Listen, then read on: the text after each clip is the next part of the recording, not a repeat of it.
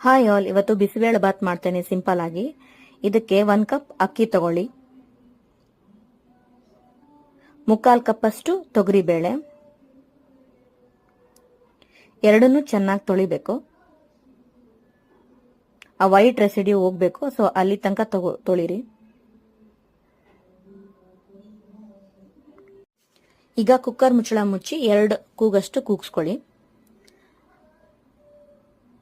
ನೋಡಿ, ಇಲ್ಲಿ ಅನ್ನ ಮತ್ತೆ ಬೇಳೆ ತರಕಾರಿ ಎಲ್ಲ ಚೆನ್ನಾಗಿ ಬೆಂದಿದೆ, ಈಕ್ವಲ್ ಆಗಿ ನೋಡ್ತಿರ್ಬೋದು ನೀವು.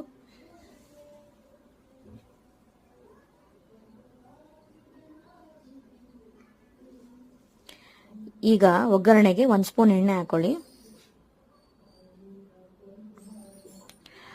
ಸ್ವಲ್ಪ ಸಾಸಿವೆ ಸಿಡಿದ್ಮೇಲೆ ಕರಿಬೇವು ಹಾಕೊಳ್ಳಿ, ಸ್ವಲ್ಪ ಇಂಗು,